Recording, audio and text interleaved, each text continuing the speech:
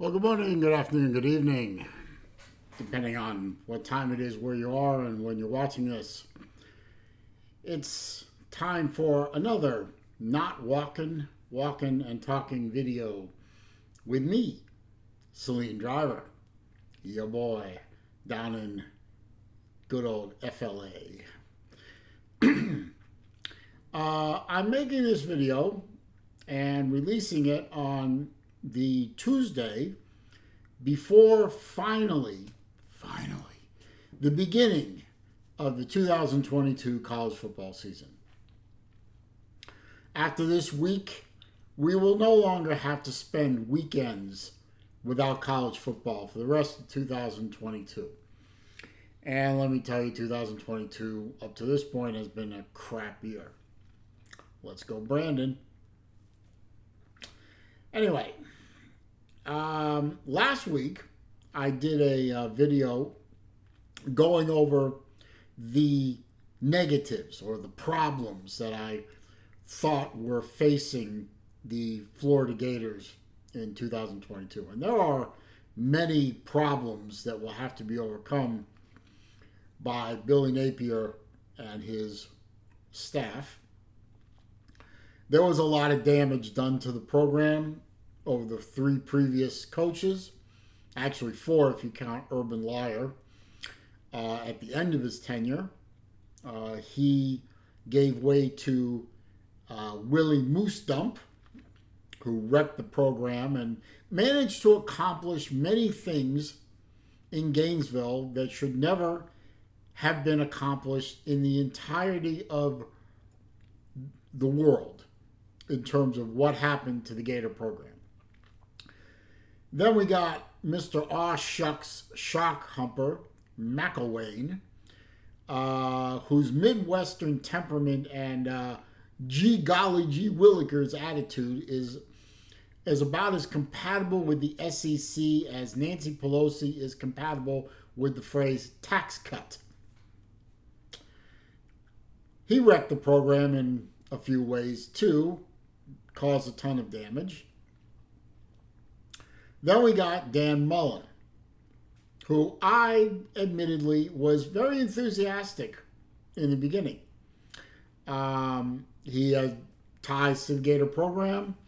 He was part of 2 national championships at the University of Florida. He had developed a multitude of quarterbacks, both at Florida and Mississippi State, whether you want to admit it or not. And I thought he could turn the program around. Well, in addition to probably not having the right temperament to be a serious person as a football coach, he was a bit of a clown. Although I did think the Darth Vader costume on the Halloween Day press conference was kind of funny. Call me funny, call me crazy. And, you know, multiple New Year's Six Bowls and a few other accomplishments. He also couldn't recruit worth a damn. He hung on to the idiot, the slob, the moron, the failure that is Todd Grantham way too long. Squandered a fantastic offense in 2020 with a defense that had more holes in it than a cargo ship full of Swiss cheese. And on and on and on. So now we get Billy Napier. His first opportunity to coach a Power 5 program. He's previously a Group of 5 coach down at Louisiana. Hey, everyone had to start somewhere, right? Saban had to start somewhere. Dabo had to start somewhere. Kirby had to start somewhere. Urban Meyer had to start somewhere. Everyone had to, every luminary head coach had to start somewhere. And Billy Napier is starting his major league college football career at the University of Florida. Do I know what's going to happen? No. Do you? No. Nobody knows. So going into 2022, knowing that the Gators are not going to be contending for the SEC East or the SEC Championship or playoffs or anything like that. It's not in the cards. There's not enough talent. You're implementing a new coaching scheme, a new coaching staff. It's just not going to happen.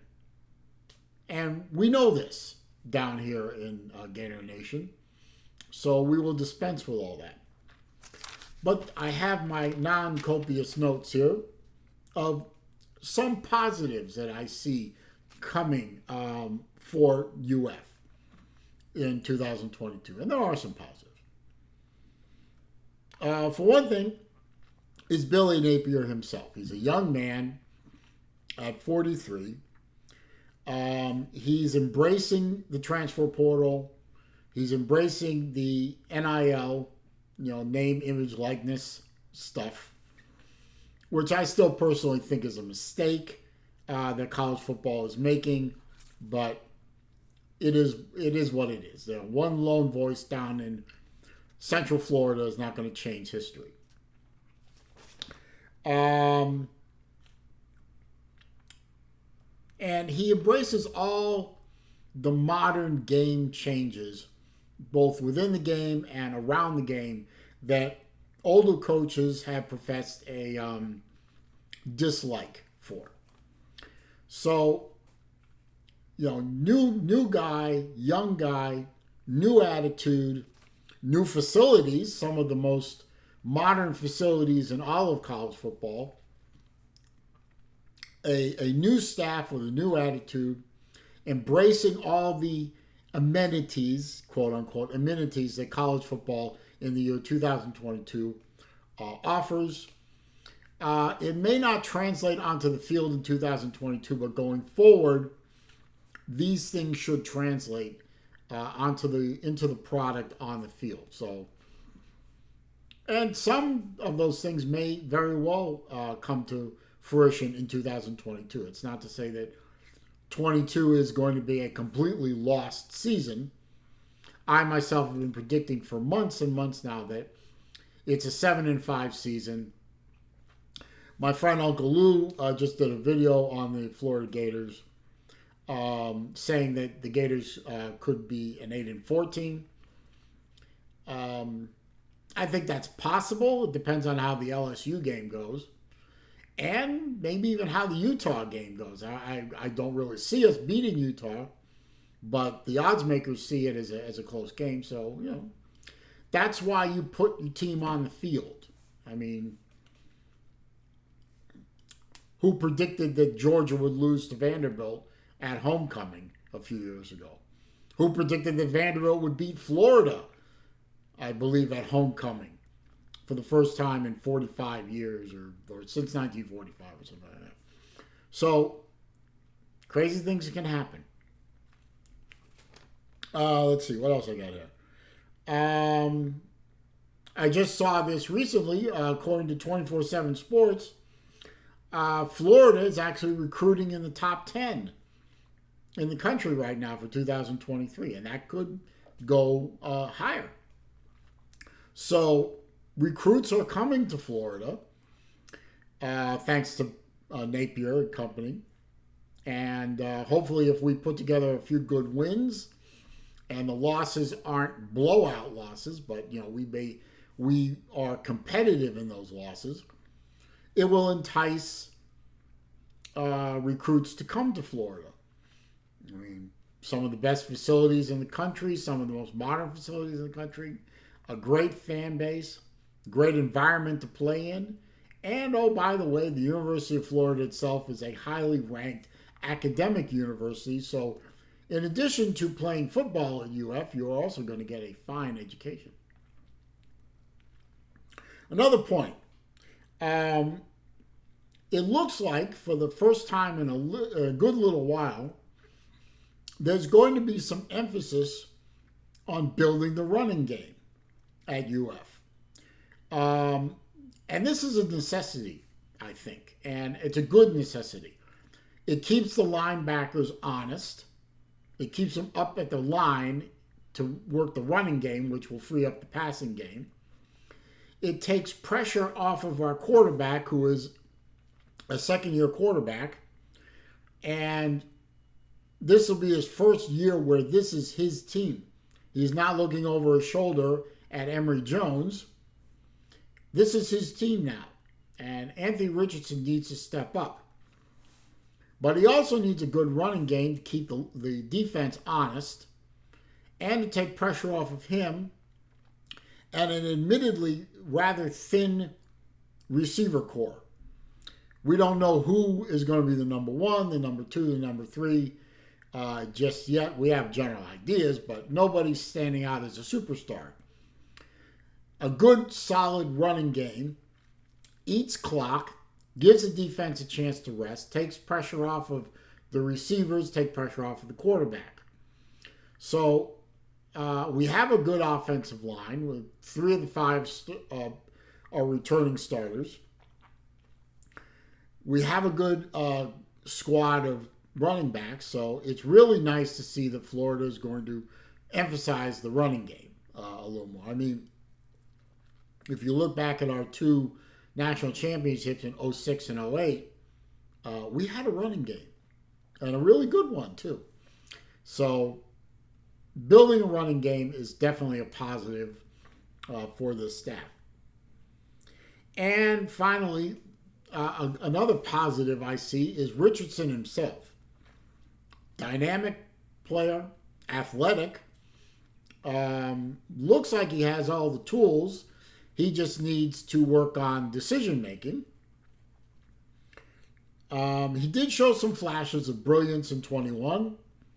He also showed quite a bit of freshman stupidity. Let's call it what it is. He didn't play really good consistently. And in a lot of cases, he really crapped the bed. I mean, 8 touchdowns, 9 interceptions. Fumbled the ball a couple of times. He didn't always get to work with the number ones in practice because he wasn't the number 1 quarterback. That was Jones. Well, Jones is gone. He's off in the Pac-12, and he'll fade into obscurity, I'm sure. But this is now Richardson's team. He's got to take that athleticism.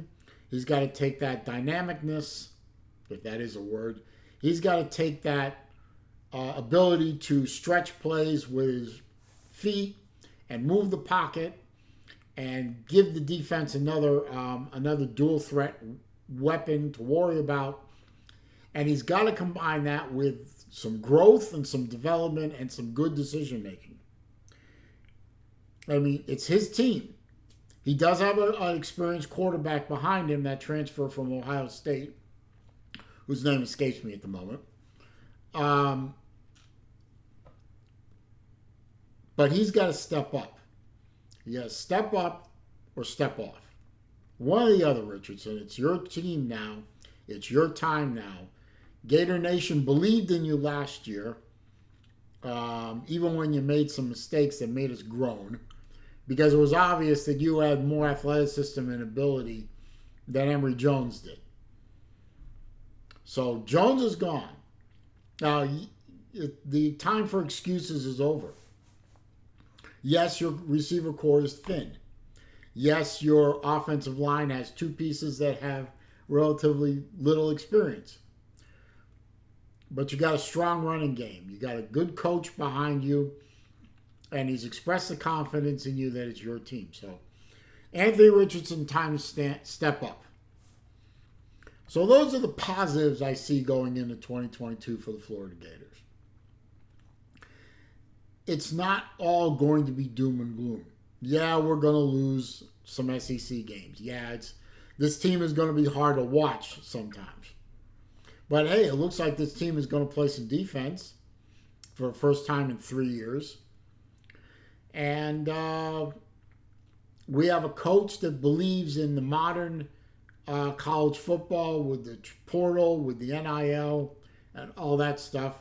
And we have a coach that believes in recruiting is not a season. Recruiting goes 24/7, 365. 366 in the leap years. And I think we have an opportunity to build something at the the University of Florida. Time will tell. But for now, after giving you some positives to go into this Saturday against the Utah Utes, which is going to be an interesting game, I think. This is your boy, Celine Driver, and I'm out.